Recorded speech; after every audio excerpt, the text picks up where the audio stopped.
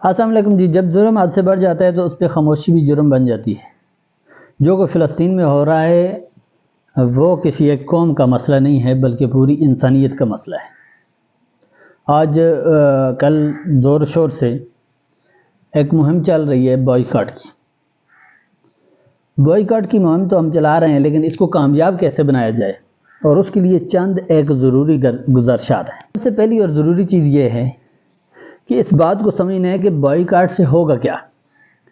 اس کے لیے خیبر کی جنگ کی مثال بہترین مثال ہے کہ جب یہودیوں نے قلعوں میں پناہ لے لی تھی تو نبی کریم صلی اللہ علیہ وسلم نے ان کی معاشی طاقت کو توڑنے کا حکم دیا، یعنی کہ ان کے درختوں کو جن پہ ان کی معاشی طاقت ٹکی ہوئی تھی اس کو کاٹنے کا حکم دیا۔ کیوں دیا؟ کہ تاکہ ان تک ان کا محاصرہ تو کیا ہوا تھا لیکن ان تک تیر نہیں پہنچ رہے تھے۔ انہوں نے مضبوط اور اونچے قلعوں میں پناہ لی ہوئی تھی، پتھر نہیں پہنچ رہا تھا، ان کے ساتھ جنگ کرنا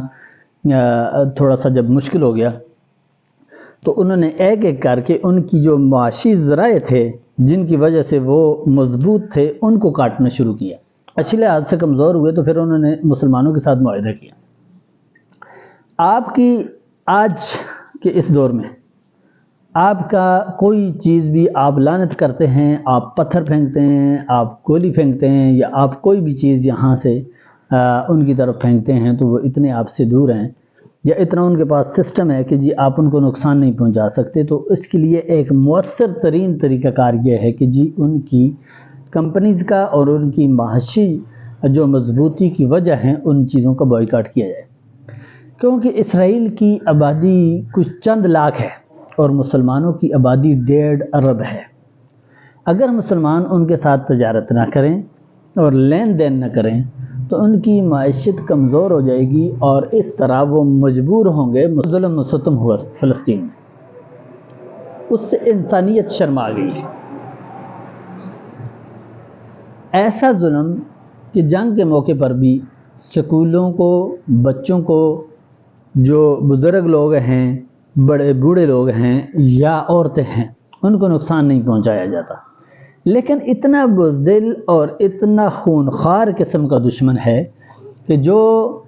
سکولوں کو، اسپتالوں کو، بچوں کو، بوڑھوں کو اور عورتوں کو نشانہ بنا رہا ہے۔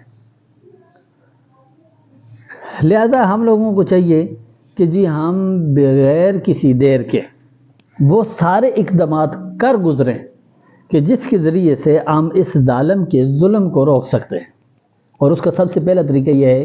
کہ جی ان کمپنیوں کا بائیکاٹ کیا جائے کہ جو اسرائیلی پروڈکٹ ہیں جن کی وجہ سے ان کو پیسہ جاتا ہے اور اس پیسے کے زور پہ وہ اسلحہ خرید کر ان مظلوموں کے اوپر استعمال کرتے ہیں۔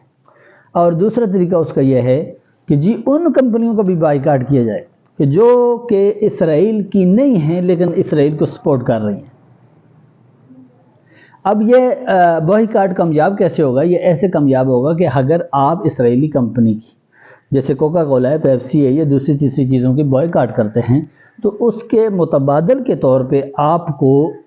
چیزیں مہیا کرنی ہوں گی۔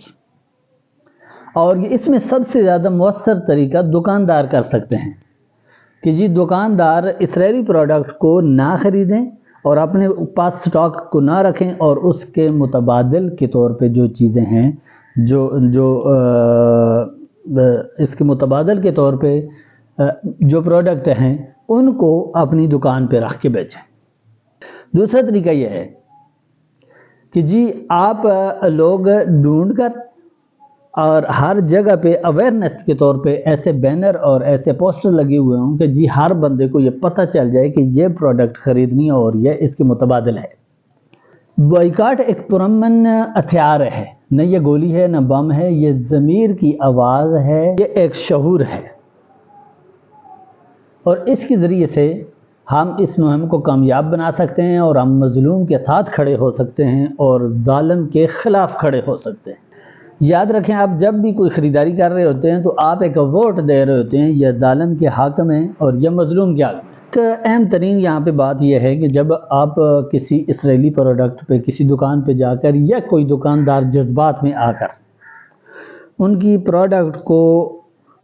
کاٹتا ہے اور پھینکتا ہے اور پھینک کر اپنے جذبات کا اظہار کرتا ہے، لیکن یہاں پہ ایک سوچنے کی بات یہ ہے کہ ایک شخص سے جا کر آپ نے ایک چیز لے لی، خرید لی، اور خریدنے کے بعد اس کو پیسے بھی دے آیا اور لا کر آپ نے گرا دی، ضائع کر دی، آپ نے اس کا نفع تو اس کو دے دیا،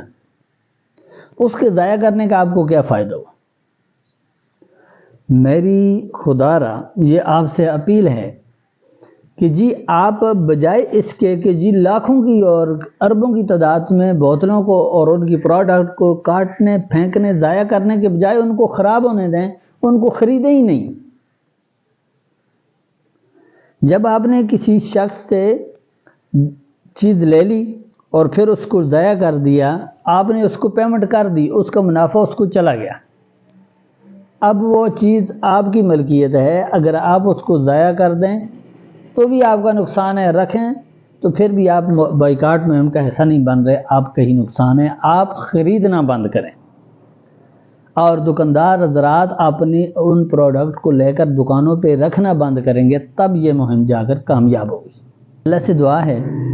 کہ اللہ تعالیٰ ہمیں مظلوم کے ساتھ کھڑے ہونے اور ظالم کے خلاف کھڑے ہونے کی توفیق دے، اور اس بہترین جد و جہد کا حصہ بننے کی توفیق دے۔